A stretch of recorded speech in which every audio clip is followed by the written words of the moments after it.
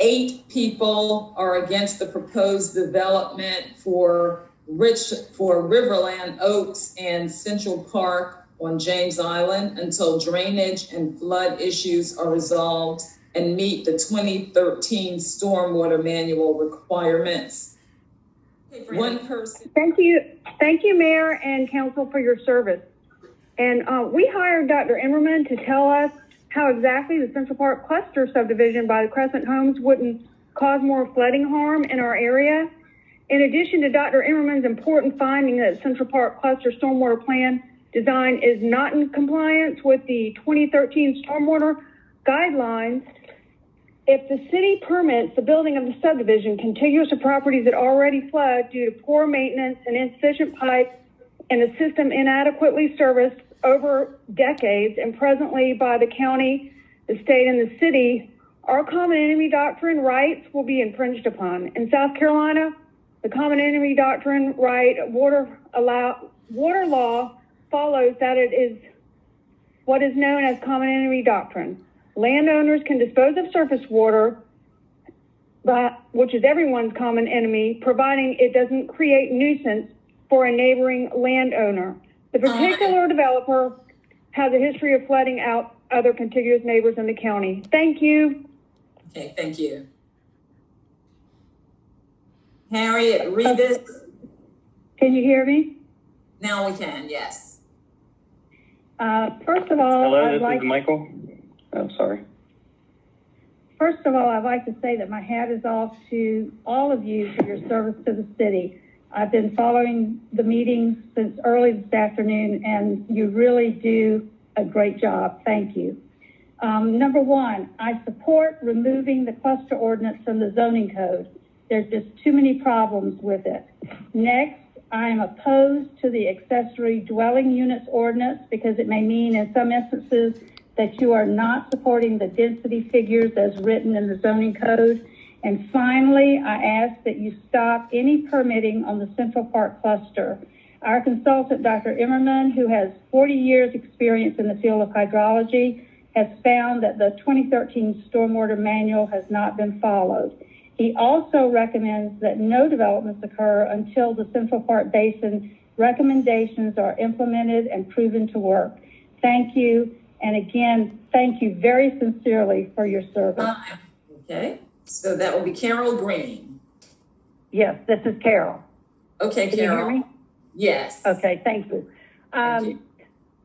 I live in Marlboro subdivision on James Island, which is in the city. And with every new development, the flooding of our property is increasing. This is most evident recently in the development of Fleming Park on Fleming Road.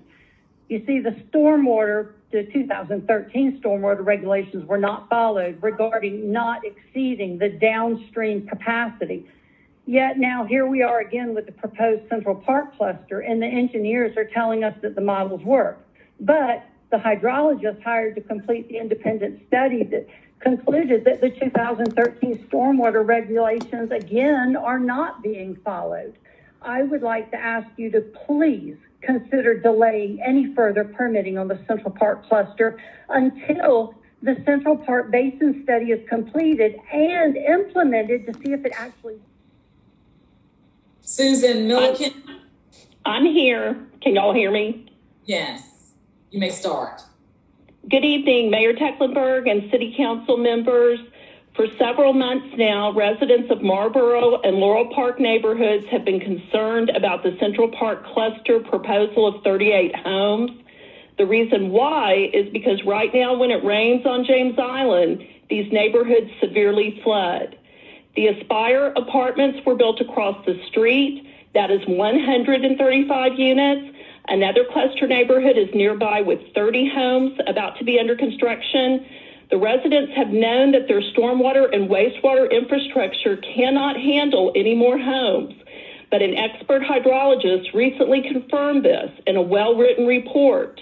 We ask that the Central Park cluster proposal not be approved at this time, be delayed until recommendations for flooding fixes can be implemented.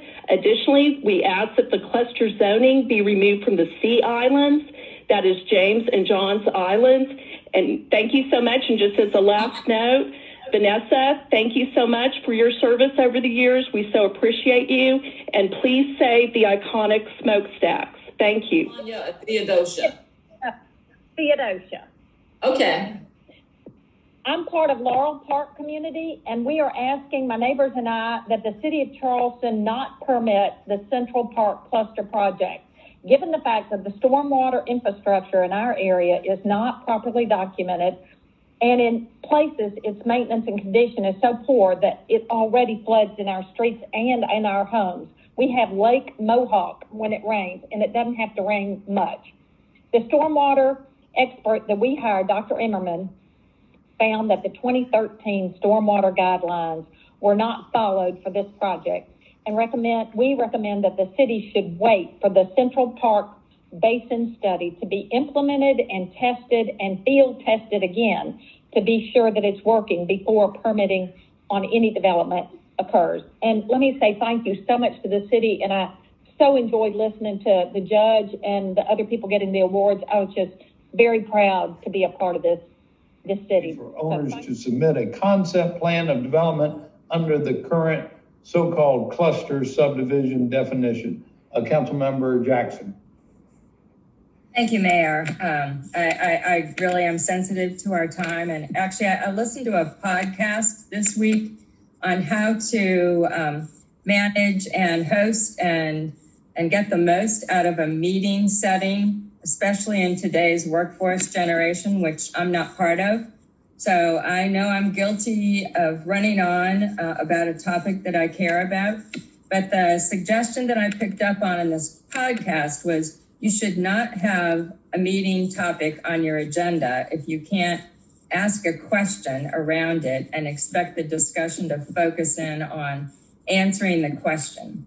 So on that basis, my question of my council colleagues tonight is, can you or will you agree with me that we can task the legal and planning staff, who I've already consulted, to come back to the council with a first reading amendment that would allow us to consider whether it's time to eliminate section 16 of our zoning code that deals with basically giving single family zoning the opportunity to have cluster subdivisions as a by right concept plan of development. So that's I move to agree with you, Councilmember Jackson. Second. Yeah, Let's see what it looks like. all right. I agree. I will take that as consensus. I've been enjoying discussing it with you. I have maps that the planning staff have created to show where parcels are sort of left for cluster type development based on the current code. And I look forward to having the conversation in 2 weeks. Thank you so much. Councilmember Gregory. Yeah, while I don't disagree with Councilmember Jackson, but I think it's inappropriate to bring this before the committee of the whole without it going through the appropriate standing committee, which is the Community Development Committee. I think that there needs to be some discussion in that committee, and that committee can make its recommendations accordingly.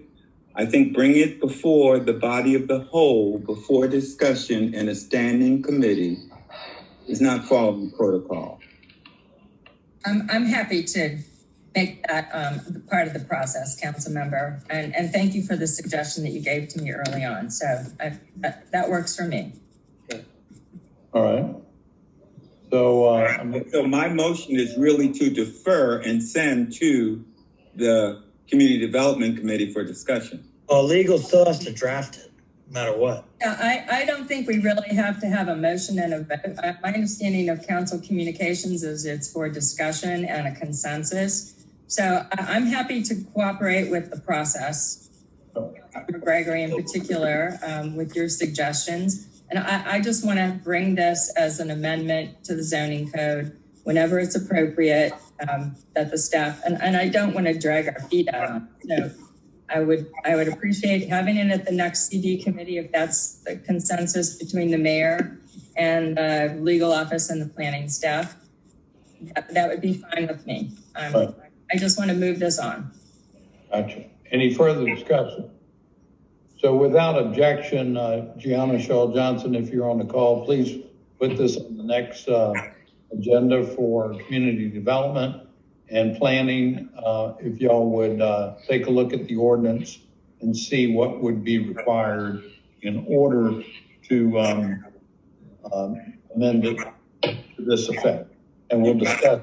You got the chairman here, Mr. Mayor. What's that? You've got the chairman of the Community Development Committee on the call. I'm sure he'll put it on the agenda. Without his objection, of course. Mayor, and I'll confer with Jeff and we'll get it done. Thank you. All right. Sounds good. Thank you very much. Any other?